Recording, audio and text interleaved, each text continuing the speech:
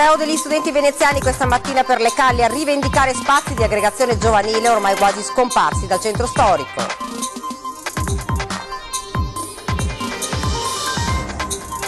Attimi di panico a Malcontenta, coppia finisce con l'auto nel canale e viene tratta in salvo in extremis dai vigili del fuoco.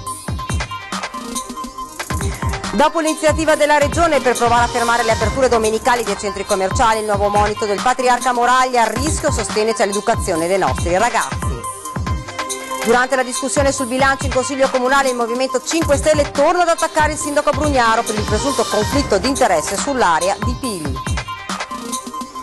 Dopo 3 anni taglio del nastro a Quarto d'Altino per il nuovo tratto di pista ciclabile che fa parte della Greenway, il governatore Zaia, queste piste sono il nostro cammino di Santiago.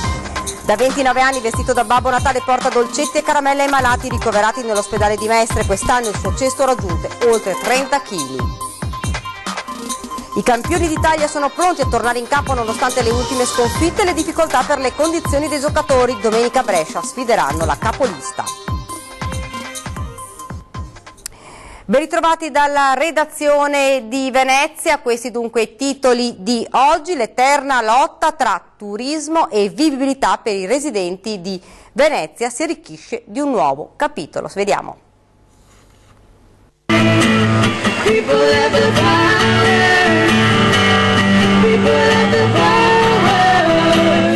Centinaia di studenti del Benedetti Tommaseo, ma anche di altre scuole della città storica, hanno marciato da San Polo a San Francesco della Vigna per protestare contro la riduzione degli spazi dedicati ai ragazzi dal progetto edilizio nell'area degli ex gasometri a Castello.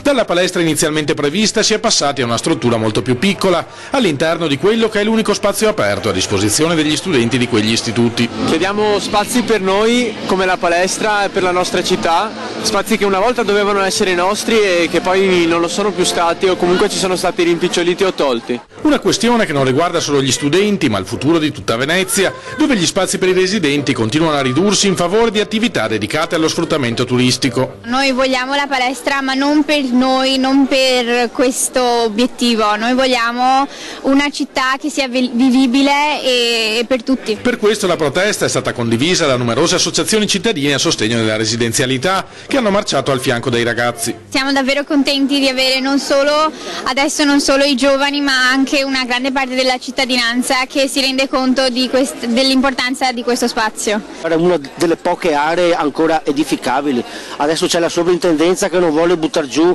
quei pezzi di ferro perché è archeologia industriale, ma dai, ci vogliono case qui. Questa è la voce dei ragazzi, è la voce dei residenti, è la voce dei ragazzi che chiedono degli spazi per poter rendere viva e vivibile questa città e questa voce va ascoltata e va valorizzata.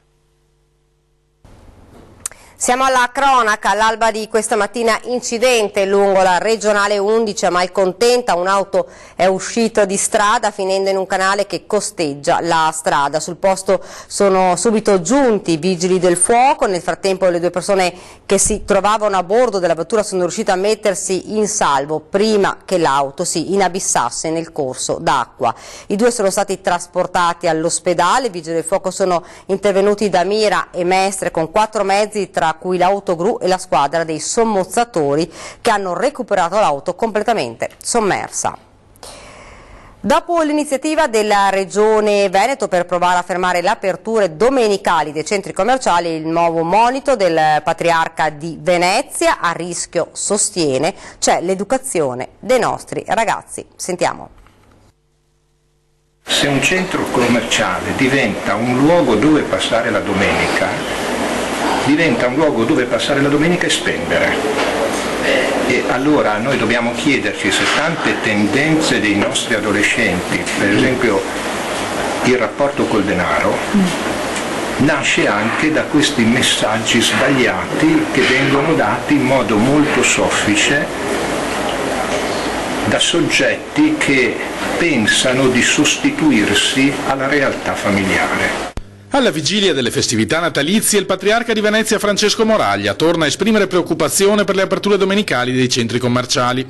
L'economia ammonisce è utile se ha un fine che va oltre se stessa, altrimenti arricchisce sempre gli stessi e impoverisce ogni giorno di più chi ha poco, non solo economicamente, che è già una cosa grave, ma anche umanamente. non hanno più spazi dove vivere la sponsalità, la paternità, la maternità, e a un certo punto ci si accorge che i ragazzi non ci appartengono più, perché la nostra società non è stata capace di creare, di salvaguardare quei momenti che sono della famiglia e che non possono essere delegati ad altre realtà. Ambiente, istruzione e sicurezza sul lavoro, rapporti comunitari e sanità.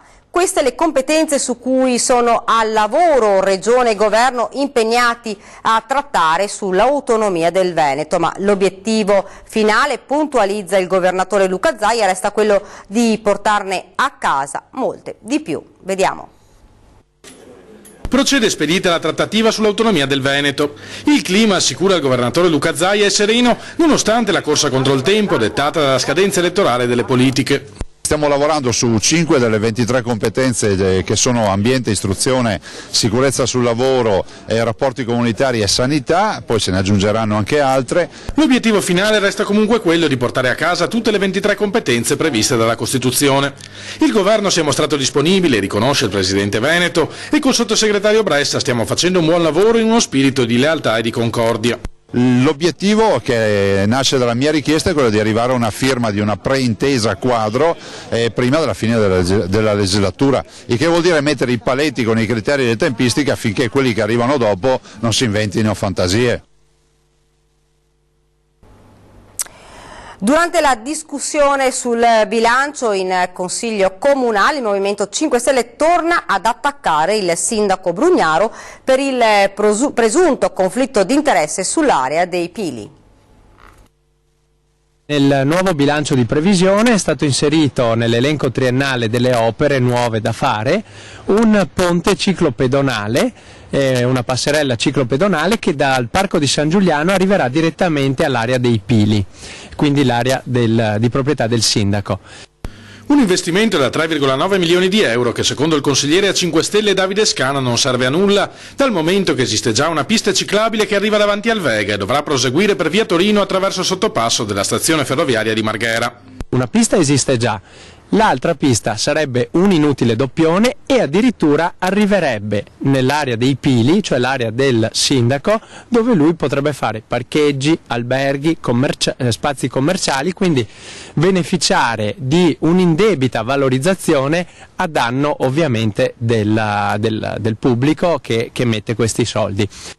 I grillini presenteranno quindi un emendamento al bilancio per chiedere al Consiglio Comunale di sospendere questo stanziamento e dedicare l'investimento a un altro progetto di interesse collettivo. Questi 3,9 milioni noi li vogliamo spostare o nell'area dell'ex Umberto I o nell'area ex MOF di via Porto di Caverniago per fare una cosa che tutti i cittadini mestrini aspettano, cioè un nuovo palazzetto polifunzionale, cioè un palazzetto per fare sport ma anche per fare spettacoli, quindi quegli spettacoli concerti soprattutto che non riusciamo ad ospitare nella nostra città perché non abbiamo strutture adeguate.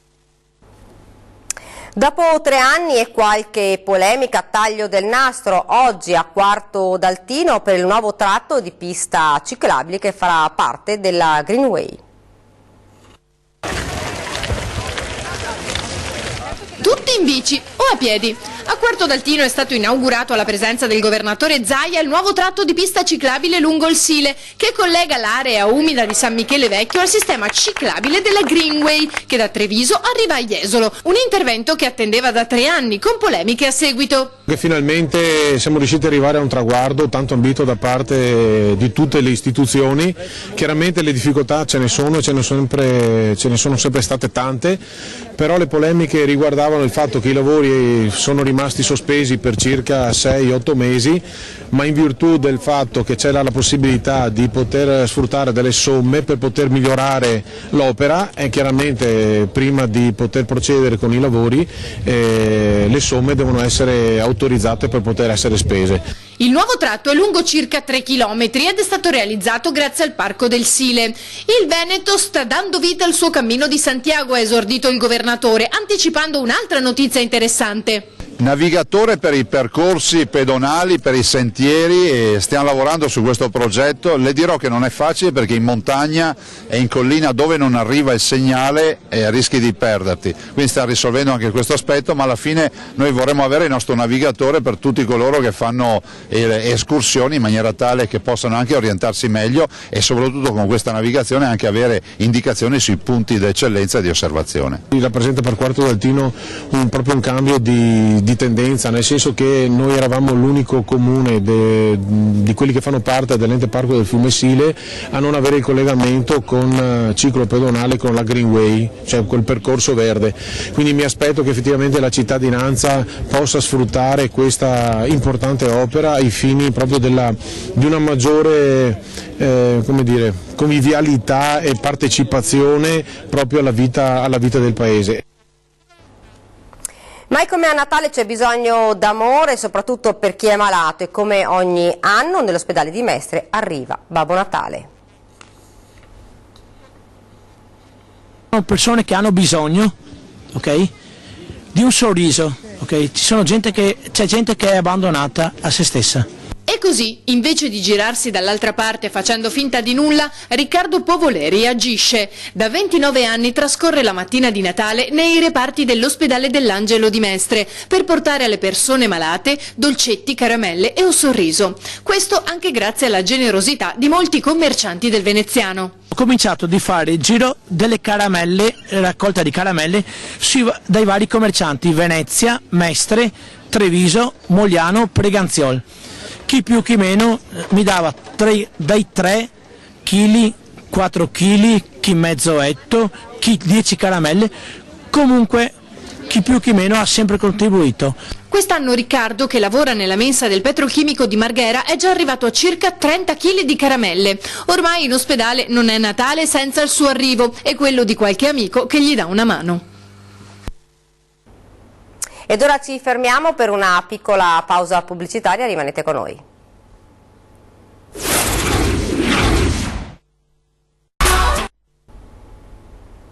Siamo tornati nuovamente in studio con l'edizione veneziana, siamo allo sport calcio. Venezia-Foggia è finita con un pareggio 2-2, un risultato che ha strappato alla compagine arancio-nero-verde solo mezzo sorriso per la prestazione complessiva, ma fa riflettere in ottica di promozione. Ma il match dello stadio Zaccaria non ha avuto solo i 22 in campo come protagonisti, ma anche i dirigenti delle due squadre, con scintille in tribuna subito dopo il gol del pareggio. Forse un'esultazione di troppo, forse qualche rancore nato a partita in corso. Fatto sta che si è reso necessario anche l'intervento della polizia per evitare che la situazione degenerasse.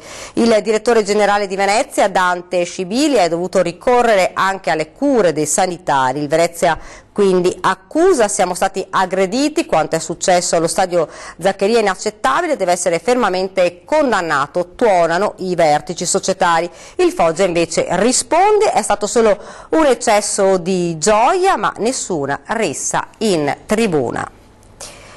Ed ora il basket, l'Umana Reyer, reduce da 4 sconfitte, è pronta a tornare in campo contro Brescia. Coach De Raffaele ha fiducia nella squadra, vediamo. Noi siamo chiamati certamente a fornire una prova consistente, una prova sia dal punto di vista dell'energia, per quella che riusciremo a reclutare al di là di tutti i problemi che abbiamo e le assenze che abbiamo. Dobbiamo invece fornire una prova consistente, soprattutto una prova consistente dal punto di vista mentale, che ci permetta di stare dentro la partita per tutti i 40 minuti. I campioni d'Italia sono pronti a tornare in campo con entusiasmo nonostante le ultime sconfitte e le difficoltà oggettive per le condizioni di molti giocatori. L'appuntamento è domenica alle 20:45 sul parquet della capolista Brescia, una squadra di cui coach De Raffaele riconosce le numerose potenzialità al di là dei risultati raggiunti fino ad ora. È una squadra che meritatamente, per qualità di gioco, per struttura di squadra, occupa il primo posto in questo campionato. Una squadra che gioca bene, una squadra che gioca con il centro atletico, dinamico, non di posizione, non grande, che gioca addirittura anche molto piccolo, e quindi è un modo di giocare direi molto adatto, che gioca con grande ritmo, alternando le difese. Torna la rubrica dedicata ai vostri presepi. Anche quest'anno potete inviare le immagini della vostra rappresentazione della Natività, un appuntamento immancabile delle feste di Natale per uno dei simboli più amati. Inviate le immagini ai contatti che vedete in sovraimpressione. Se usate lo smartphone, realizzate le riprese con il telefono in orizzontale. Nel caso non possiate fare voi le riprese, scrivete o lasciate un messaggio alla segreteria telefonica con nome, indirizzo o telefono e caratteristiche del vostro presepe, noi vi contatteremo. Ed ora guardiamo invece insieme le belle immagini di un presepe realizzato nella casa di riposo di Santa Maria dei Battuti a Mestre.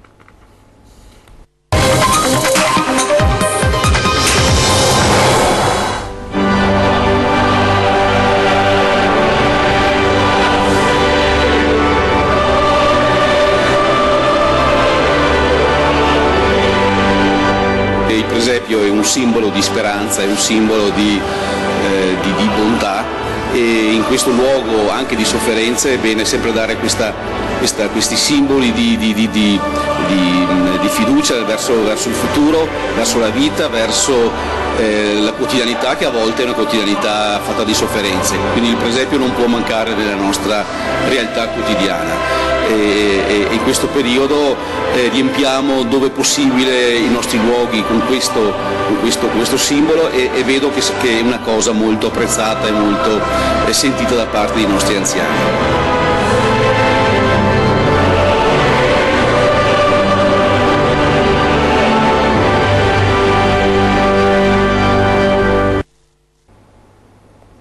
Ed ora guardiamo insieme invece le previsioni del tempo.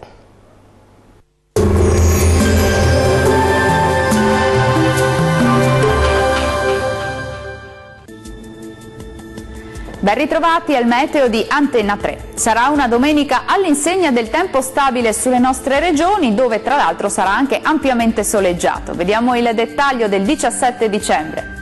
Sul Veneto venti settentrionali portano una bellissima giornata di sole, con il cielo che sarà sereno o soltanto localmente poco nuvoloso su tutto il territorio regionale.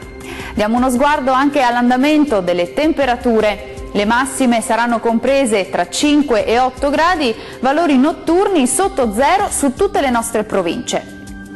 Spostiamoci ora a vedere la situazione del Friuli Venezia Giulia. Poche novità, anche qui sarà una bellissima giornata di sole con il cielo che risulterà essere sereno o poco nuvoloso su tutto il territorio regionale, come ci mostra la nostra grafica.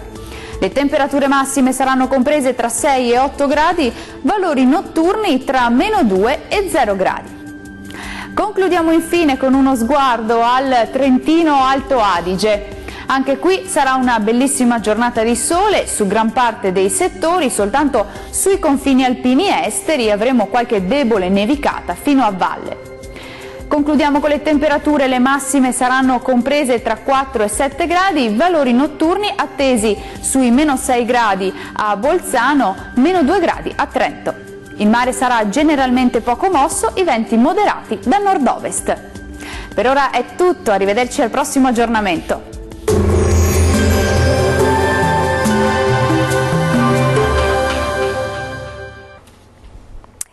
E con questo è davvero tutto per quanto riguarda il nostro telegiornale di Venezia. Grazie davvero per averci seguito e buona serata.